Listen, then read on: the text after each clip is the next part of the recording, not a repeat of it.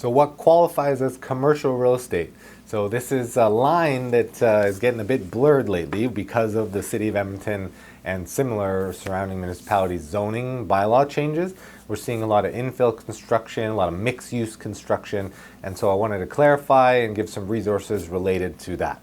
The most important factor of what is commercial is then, does it require a commercial license? So you as the agent are required to provide competent service always, even if you're licensed, but also more importantly to be licensed in those categories. So right now you have residential, commercial, property management, and I forget the other one. So you want to make sure that you're licensed in the category you're doing business. Oh, rural is the other one.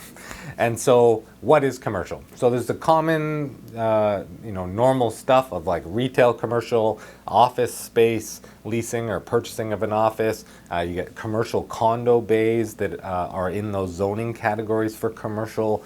You have industrial, you have institutional, you have land for purposes of development and that type, as well as agribusiness. So it's zoned agricultural, but they're generating income off the property like it's an active farm type scenario. Anything that's like income earning. And then multifamily commercial, which is like apartment buildings or anything down to 5+ units. So that is where the gray line often is the lower end stuff that's maybe mixed use, or it has a potential, say it's a house that has commercial zoning previously used for like an office. So it's about zoning mostly, income, and then your client's intended use. So let's use the example of that. A house that has zoning for office space use, because on a main drag and the city's previously allowed that.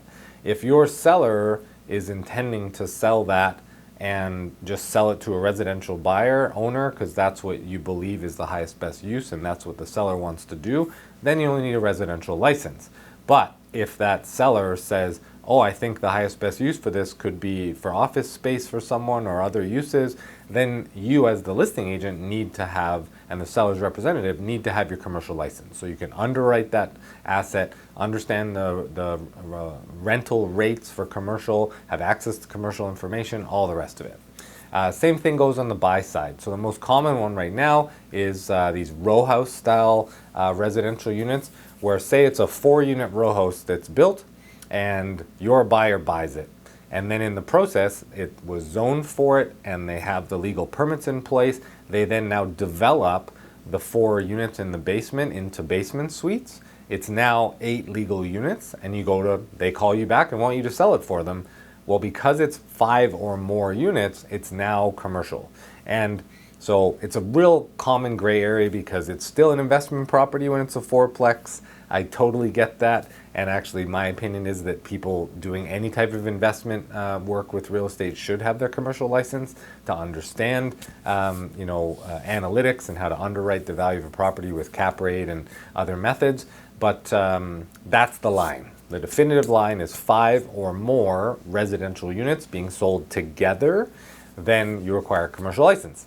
So the one other scenario I kind of highlight that's a common one is like developments. So say an owner has a 30-unit building that they've developed and they're selling units individually to individual owners. Even if you're selling 5 of them in bulk to an investor client, that is still residential because they're buying 5 legally separate individual units. They're just buying 5 of them.